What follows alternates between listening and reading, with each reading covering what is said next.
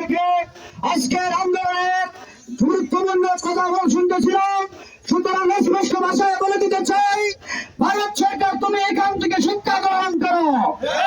যদি শিক্ষা গ্রহণ না করো, এই আন্দোলন এমন তীব্র হবে, তোমার সাথে আমরা ইংরেজি দিয়ে পেঁয়াজের সম্পর্ক রাখতে চাই না। কথা বলতে সংগ্রামী সাথী বন্ধুগণ, এ পর্যায়ে আমাদের আন্দোলনের মাধ্যমে আলোচনা নিয়ে এসেছেন কওমি ওলামা পরিষদের কোচবিহার থানার কওমি ওলামা পরিষদের সাংগঠনিক সম্পাদক মুফতি মনিরুল ইসলাম সাহেব। আমি তাকে গুরুত্বপূর্ণ আলোচনা করার জন্য সুবিধা অনুরোধ জানাচ্ছি।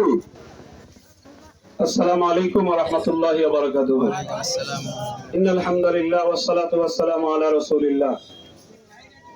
قال النبي صلى الله عليه وسلم لا يؤمن احدكم حتى اكون احب اليه من والده وولده والناس اجمعين। সংগ্রামী সাথী ও বন্ধুগণ, আজকের এই সমাবেশ ঈমানি দাবি থেকেই সমাবেশ করা।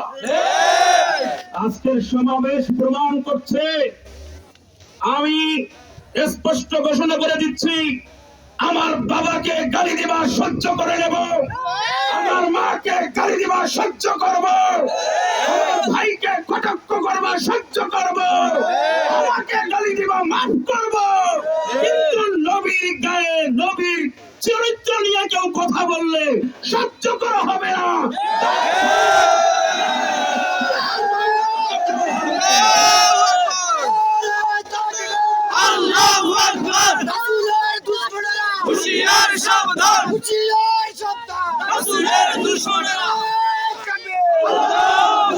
সংগ্রামী সাথী ও বন্ধুগণ, সাদ ইবনে আবি ওয়াক্কাস রাদিয়াল্লাহু তাআলা আনহু ভাই ছিল উতবা ইবনে আবি ওয়াক্কাস।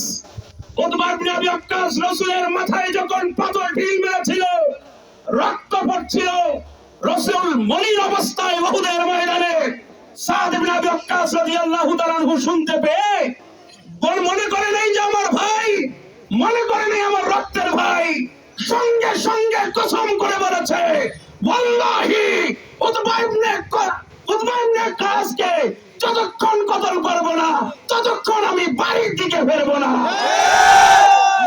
স্পষ্ট ঘোষণা করছি, আগামীতে যারা রাসূলের নামে কটাক্ষ করার মনস্থ করে রেখেছে, শুনে রেখো, আমরা আজকের এই সমাবেশকে সাক্ষী রেখে ওই নাস্তিক মুরতাদরা সাক্ষী থাকো, গোটা দুনিয়ার মানুষকে সাক্ষী রেখে বলছি, রাসূলের বেইজ্জত হবে, আমি বসে থাকবো, এটা হতে পারে না। সংগ্রামী সাথী ও বন্ধুগণ, আরেকটা কথা বলে দিচ্ছি, আমাদের গুজরাটের কসাই নরেন্দ্র মোদীকে তুমি মনে করছো বাংলাদেশে শেখ হাসিনা নাই, বিভিন্ন ভাবে টর্চার করব, এমনকি ইসলামেরও 12টা বাজাইয়ে দেব। যেহেতু মুসলমান এখন বিভিন্ন দলে বিভক্ত, আওয়ামী লীগ, বিএনপি, জাতীয় পার্টি, জামাত, জাসদ ফাসদ নিয়ে বিভক্ত হয়ে গেছে, এই সুযোগে ইসলামের 12টা বাজাবো। এরকম যদি মনে করে থাকো, স্পষ্ট বলছি, হাতের 5 আঙ্গুল কিন্তু এক জায়গায় লাগানা, কিন্তু যখন খাওয়া শুরু হয় এক জায়গায় না লাগাইলে কিন্তু খাওয়া যায় না। আমরা বলতে চাই, যেদিন তোদেরকে একটা করে কুমাইতে থাকবো, চাইতে শুরু করবো, আর দল থাকবে না।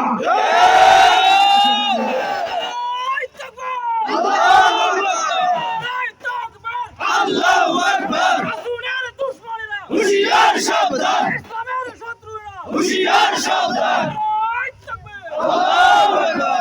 এজন্য ভাইয়ের আরেকটা কথা বলেই শেষ করছি, আমার রাসূলের শানে যদি আরেকবার কেউ জবান খোলে, ওর জবানটা চিপ টেনে ছেড়ে ফেলা হবে।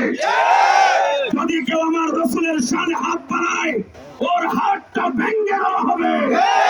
যদি কেউ রাসূলের শানে যদি কেউ কটাক্ষ করে, ওর চিরজীবনের তরে তার ঘর থেকে গর্দানটা আলাদা করা হবে। সংগ্রামী সাথী বন্ধুগণ, শেষ কথা বলছি, মোদিজিকে বলি, আপনার আমি শুভাকাঙ্ক্ষী হয়ে বলছি, আপনি যদি আপনার অখণ্ড ভারতকে অক্ষত রাখতে চান, আপনি যদি মুসলমানদের লাল কেল্লা দখলে রাখতে চান, তাহলে স্পষ্ট বলছি, তাদের বিচার করে। তাদের যদি বিচার না করা হয়, আমি আজকের এই প্রত্যন্ত অঞ্চল থেকে বলছি, ওলামায়ে কেরামের সাথে পরামর্শ করবে, বাংলাদেশের হক্কানি মুরব্বী আলেমদের সাথে পরামর্শ ক্রমে প্রয়োজনে ওই লাল কেল্লায় গিয়ে মুসলমানদের কালিমার পতাকা উড়াবো। আর তোমার অখণ্ড ভারত অখণ্ড থাকবে না, তোমার ভারত ভেঙ্গে চুরমার হয়ে যাবে। স্পষ্ট বলছি, শেষ করে দিচ্ছি, রসুলের অপমান এক ফোঁটা রক্ত কোন মুসলমানের থাকতে বাংলার জমিনে রসুলের অপমান সহ্য করা হবে না। সংগ্রামী সাথীগণ, শেষ পর্যায়ে আমি আপনাদেরকে স্বাগত জানাচ্ছি, আপনাদেরকে ধন্যবাদ জানিয়ে আগামীতে যদি আমাদের পক্ষ থেকে, ওলামায়ে কেরামের পক্ষ থেকে যদি ডাক আসে ইসলামের পক্ষে, ইসলামের কথা বলতে গিয়ে, ইসলামের জন্য, ইসলামকে প্রতিষ্ঠিত করার জন্য, ইসলামকে ভুলণ্ডিত না হওয়ার জন্য, রসুলের শান মান ইজ্জত বুলন্দ রাখার জন্য যদি জীবন দিতে হয়, রক্ত দিতে হয়, বাদাম দিতে হয়, কে কে প্রস্তুত আছে? আগে কথা